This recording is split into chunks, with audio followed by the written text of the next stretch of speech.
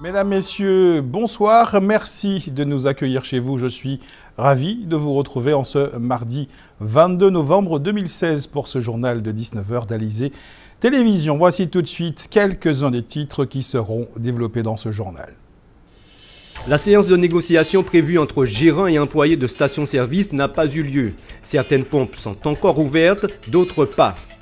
Henri Nagapin est le nouveau président de la Chambre de commerce et d'industrie. Il succède à Colette Coury. C'est peut-être le changement dans la continuité.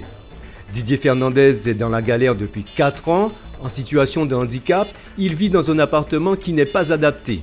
Ses demandes de changement restent lettres mortes. Rencontre avec un homme qui n'en peut plus. Le journal, Rony Nabal. Le mouvement de grève déclenché par l'UTPP, l'Union des travailleurs des produits pétroliers affiliés à l'UGTG, est effectif depuis ce matin, mais si l'on craignait la paralysie, ce n'était pas le cas aujourd'hui. Reportage Muriel Barlaigne. Certaines stations affichaient clairement la couleur, pas de service, et pour cause, les accès étaient bouchés. Des pneus et autres palettes avaient été installés par les grévistes pour empêcher toute circulation. Des pompistes affiliés à l'UTPP-UGTG mobilisés pour une période de 24 heures reconductible.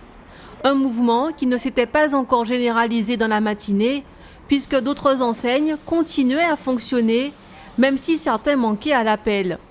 La menace d'un mouvement à rallonge a fait réagir quelques automobilistes, mais pas de quoi occasionner de longues files d'attente. J'ai entendu ça à la radio, donc j'ai pris mes précautions, j'ai fait un complément de plein. Voilà. On sait jamais ? On ne sait jamais, parce qu'ils disent que ça peut durer longtemps s'il n'y a pas de négociation positive. Vous êtes obligé d'avoir le plein tout le temps ? Oui, tout à fait. Par rapport à mon métier, je travaille auprès des personnes âgées, donc c'est mon devoir de m'occuper de ces personnes qui ont besoin de nous. Voilà. Des besoins, des bonnes choses pour mon travail, puisque bon, ça a habité derrière quoi. Alors, comment pour ça résout le problème là. Il me reste encore un petit peu d'essence, j'ai la moitié du plein et par précaution, je préfère refaire mon plein. Je ne sais pas combien de temps ça va durer, alors voilà. Et même s'ils ont dû faire de l'essence par précaution, ces Guadeloupéens avaient un regard plutôt positif sur cette grève. Et ça ne me dérange pas qu'il y ait grève, donc chacun fait comme il veut. Hein. Ben, je pense que s'ils font grève, c'est parce qu'il y a une raison. Donc bon, on ne peut marcher que dans leur sens. Donc on prévoit que bon, ça va faire de l'essence, au moins pendant quelques jours. C'est pour gagner, c'est vrai qu'il faut défendre ses droits, mais c'est un peu dommage parce que nous arrivons à une période touristique où il y a beaucoup de monde qui vient en ce moment et il ne faudrait pas que ça dure. Dans cette station qui fonctionne aussi en self-service, pas d'affluence particulière non plus. Une première journée plutôt calme donc, mais qui pourrait laisser la place à d'autres jours plus sombres. En effet, les négociations annuelles obligatoires très attendues dans la matinée, notamment pour déterminer la suite à donner au mouvement, n'ont pas eu lieu. Elles ont été annulées à cause de la fermeture de certaines stations. En réaction, l'UTPP-UGTG parlait de renforcer son action.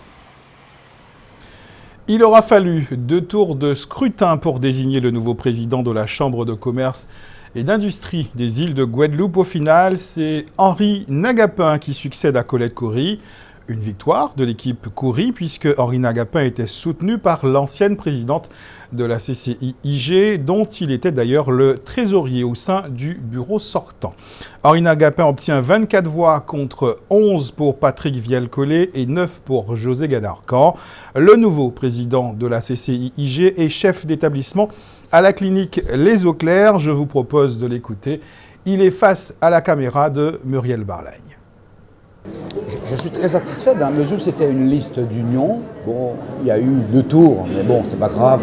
On a joué le suspense, vous savez, parce que sous notre liste, il y a des candidats qui ont de grandes qualités, de grandes capacités, donc ça a un peu mis la mouvance, mais c'est très bien. Je suis très satisfait de mon élection, je suis très satisfait des ressortissants, je suis très satisfait des élus qui ont apporté leur suffrage sur ma candidature. Alors, les grands défis qui attendent, vous savez, nous sommes, comme je viens de vous le dire, nous sommes dans un monde qui est en mouvance, la mondialisation qui fait que nous devons nous adapter. Donc, la Chambre doit pouvoir s'adapter avec intelligence pour répondre aux chefs d'entreprise, à l'économie guadeloupéenne. C'est le CICE, c'est la défiscalisation, c'est la formation, c'est la baisse des charges sociales et fiscales. Tout cela dans une mouvance qu'il faudra aller dans, pas seul, pas une entreprise, toutes les entreprises pour défendre le territoire guadeloupéen. Dans un instant, nous verrons les difficultés liées à l'accessibilité pour les personnes à mobilité réduite en Guadeloupe. Mais tout de suite, place à notre tour d'horizon de l'actualité dans la grande région, direction la Guyane, le Brésil et le Mexique. C'est votre rendez-vous Caraïbes. Gabriel Nicolas ne fait plus partie des 16 membres de la commission permanente de la collectivité territoriale de Guyane. En conflit ouvert avec le président Rodolphe Alexandre, la 5e vice-présidente de l'Assemblée a été évincée après la démission en bloc des autres membres de la majorité faisant partie de cette commission forte de 22 membres. Une stratégie visant à se débarrasser de l'élu tombé en disgrâce.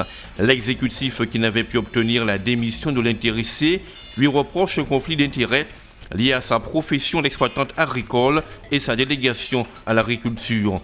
Avant de s'engager récemment en politique aux côtés de Rodolphe Alexandre, vice-président de la Chambre d'agriculture, Gabriel Nicolas avait été successivement présidente des jeunes agriculteurs et de l'ODEADOM. La crise politique n'en finit pas au Brésil avec la démission du ministre de la Culture. En 6 mois, c'est le 5e membre du gouvernement à faire faux bond à Michel Temer, le très controversé président conservateur du plus grand pays d'Amérique latine. Il faut dire que Marcelo Calero n'a jamais cessé d'être critiqué par les milieux artistiques et culturels au Brésil. Cela dit, pour expliquer son départ du gouvernement, l'infortuné ministre a accusé l'un de ses collègues d'avoir tenté de le corrompre dans le cadre d'un projet immobilier. Ce n'est d'ailleurs pas le premier scandale de trafic d'influence que connaît l'équipe Temer. Depuis la semaine dernière, dans le cadre de la vaste enquête anticorruption menée au Brésil, c'est l'ancien gouverneur de l'État de Rio qui se retrouve derrière les barreaux.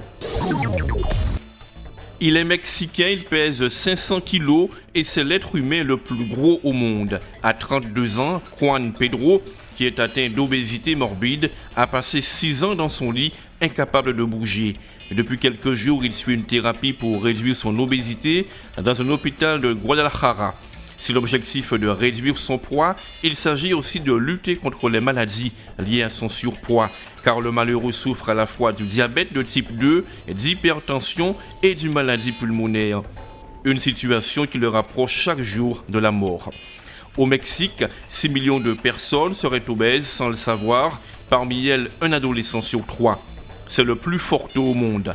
Au cours des 2 dernières années, près de 100 000 personnes sont mortes à cause de cette maladie. Faire ses courses, se déplacer, aller au cinéma ou assister à un spectacle. Des actes anodins de la vie courante pour les personnes valides, mais qui relèvent parfois du parcours du combattant pour toutes celles qui sont en situation de handicap et singulièrement les personnes à mobilité réduite. Voyez ce reportage signé Joël Saint-Silly.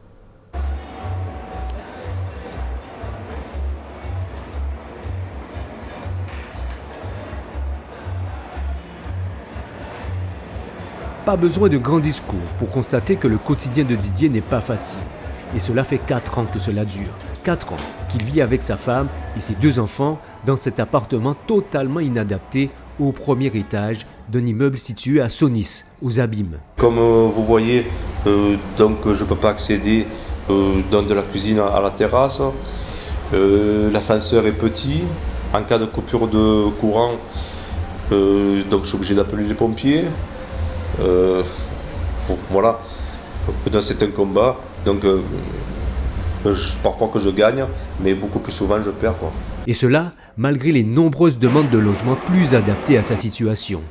Ben la CEMAC me dit toujours pareil, me dit, Monsieur Fernandez, donc on n'a rien d'accessible donc à vous proposer dans votre secteur, parce que je veux rester dans le secteur de Pointe-à-Pitre, je peux faire mes papiers administratifs, donc j'ai les enfants qui sont à l'école. Et donc ils me disent on n'a rien pour l'instant, mais ils sont en train de construire de nouveaux appartements derrière. Et même derrière, il n'y en a aucun qui soit accessible pour les personnes handicapées. Surprenant quand on sait que le législateur impose aux bailleurs sociaux des aménagements pour faciliter la vie des personnes à mobilité réduite. Alors régulièrement, il se rend sur le chantier des nouvelles constructions entamées par son bailleur comme pour conjurer le mauvais sort en espérant voir sortir de terre des logements conformes à la loi. La solution, en attendant, serait peut-être un logement situé au rez-de-chaussée. Mais là aussi, il y a un obstacle surréaliste. Tous les apparts des rez-de-chaussée seraient déjà occupés par des locataires valides. Cela dit, son bailleur lui a tout de même consenti un aménagement. Sa baignoire contre une douche à l'italienne. Un vrai fiasco, selon Didier. Dans les portes, donc elles se remplissent d'eau, elles gonflent.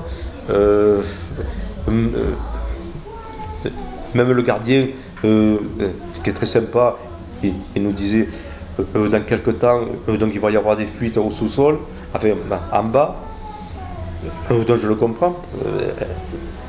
Enfin, on n'a rien d'autre. On n'a rien d'autre pour le moment, donc je suis obligé de vivre comme ça. En faisant le tour de son immeuble, pas difficile non plus de se rendre compte qu'à l'extérieur, Didier n'est pas mieux loti. Cela commence dès le seuil de sa porte, ascenseur trop étroit, poignée de porte difficilement accessible. Arrivé en bas, entre bordure de trottoir et véhicules mal stationnés, Didier arrive tant bien que mal à se frayer un passage. À l'extérieur, c'est pas mieux non plus. Mais après, c'est autre chose. Ça veut bien vouloir des politiques, quoi. Mais déjà, il y a un progrès niveau bus. Les bus donc, sont accessibles. Donc, je suis content. Je peux aller donc à Carrefour, je peux aller un peu de partout. Mais c'est vrai qu'il manque plein de choses, quoi. Il manque plein de choses. Mais heureusement pour Didier, il y a la famille. Une famille qui, tous les jours, l'oblige à croire que ça ira mieux demain.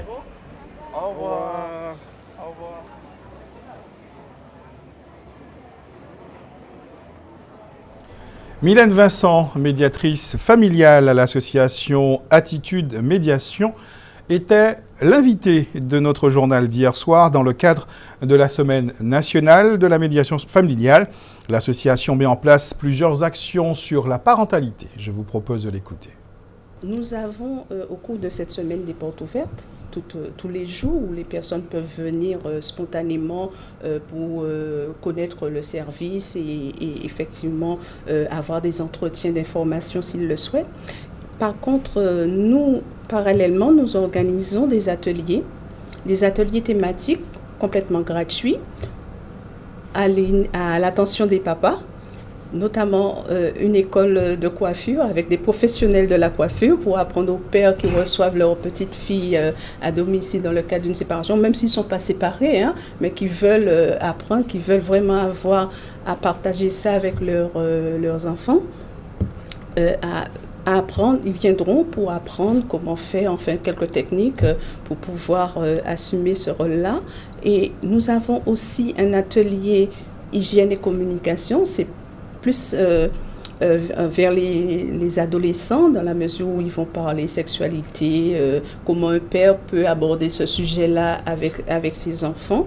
Nous avons aussi un troisième atelier qui est aussi pour les petits, hein, un peu plus petits, les bébés même, sur l'hygiène et les soins pour les petits-enfants, les soins et alimentation pour les petits-enfants. Alors, est-ce que ces ateliers sont uniquement ouverts et réservés aux pères qui sont dans des situations de difficulté familiale, ou est-ce que n'importe quel père qui souhaite avoir justement des informations pour mieux gérer son rôle de père peut y participer? Oui, bien sûr, c'est ouvert à tout le monde. D'ailleurs, on a fait beaucoup de pubs en ce sens que les papas peuvent spontanément faire la démarche de venir. Mais comme nous rencontrons surtout un public où les pères sont en conflit avec les mères, c'est pas pour donner un privilège au papa, pas du tout, mais c'est pour contribuer aussi à ce que les choses puissent changer. Ces ateliers se dérouleront au siège de l'association au 13 quai Lefebvre à Pointe-à-Pitre et à Basse-Terre, 22 rue Alexandre Isaac. Errare Humanum Est, c'est le nom de la nouvelle exposition de Sammiel, une trentaine d'œuvres que l'artiste peintre présente à l'auberge de la Vieille Tour au Gosier jusqu'à la fin de ce mois. Plasticien autodidacte, Sammiel propose son regard sur le monde à travers ses toiles depuis une trentaine d'années maintenant. Les œuvres qu'il présente pour cette nouvelle exposition côtoient celles déjà présentées dans deux précédentes. Reportage Muriel Barlay. Errare humanum est, comprendre, l'erreur est humaine. Sammiel a fait de l'expression latine le thème de sa nouvelle collection, le prolongement d'une réflexion entamée dans les années 90. Un regard sur le monde dans ses différentes composantes. La terre prise entre le ciel ou le monde d'en haut et l'enfer ou le monde d'en bas. À travers son travail, l'artiste tente de décrire l'interaction entre ces trois univers. Dans Errare humanum est, moi je fais la distinction entre deux termes. Errare, l'erreur, ce qui est erreur, parce qu'en fait j'observe le monde et je me pose souvent la question, mais est-ce que le monde tourne rond? Est-ce qu'on ne marche pas sur la tête? Il n'y a qu'à voir l'actualité qui fait plein feu ces jours-ci, enfin depuis hier soir. Donc ça se posait la question, mais qu'est-ce qu'on fait vraiment, quoi? Et humanum est, donc par rapport à tout ce désordre apparent, il y a aussi, alors humanum est qui veut dire être, pour moi, qu'est-ce que c'est qu'un être humain? Qu'est-ce que c'est qu'être un homme sur Terre? Quelle est la place, quelle est la mission, la force, ou comment l'homme peut aller chercher au-dedans de lui-même pour pouvoir justement transformer ce monde, quoi.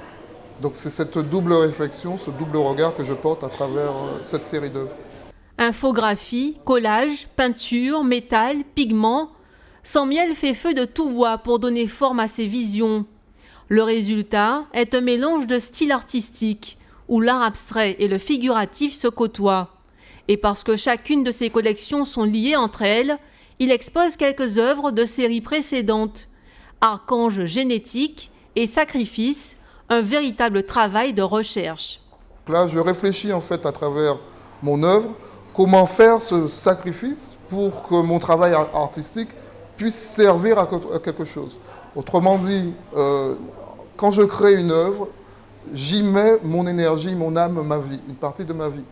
Et je me pose la question actuellement, comment faire pour que cette énergie que je mets dans mon œuvre puisse être transférée dans la vie de son acquéreur pour pouvoir le changer, si possible l'améliorer. Les archanges, ce sont des entités qui sont au-dessus des gens et donc qui ont été mis en fait dans l'univers pour pouvoir gouverner, qui ont la charge en fait, si vous voulez, de bien faire fonctionner l'univers. Donc je reprends ce concept et je regarde ce qui se fait aujourd'hui et je constate que l'homme actuellement tend à vouloir prendre la place de ces archanges, pour ne pas dire prendre la place de Dieu lui-même. Et on commence, on va dire, à travailler dans le monde de manière scientifique, à modifier ou à maîtriser, on va dire, la nature. 3 collections, 3 interrogations autour d'une même quête. Sammiel invite ainsi le public à partager sa conception des mondes visibles et invisibles. L'exposition de Sammiel est visible jusqu'à la fin de ce mois à l'auberge La Vieille Tour au Gosier. Les habitants de Sainte-Anne seront privés d'eau potable entre 22h ce soir et 6h demain matin. Demain soir, ceux de l'Est du Gosier et de Goyave n'auront pas d'eau au robinet. Ça, dans le cadre des délestages prévus par le SIAG sur son réseau. Un point sur la météo, il devrait encore pleuvoir cette nuit sur la plupart des communes de Guadeloupe. Ce même temps humide devrait persister demain dans la matinée pour le centre de la Guadeloupe et l'ensemble de la Basse-Terre. Il faudra attendre l'après-midi pour voir le soleil s'imposer. Côté qualité de l'air, bonne nouvelle, Guader nous annonce un atmo de 3 pour demain. Passez une excellente soirée sur Alizé Télévision. Je vous donne rendez-vous demain 19h pour un nouveau point sur l'actualité locale et régionale.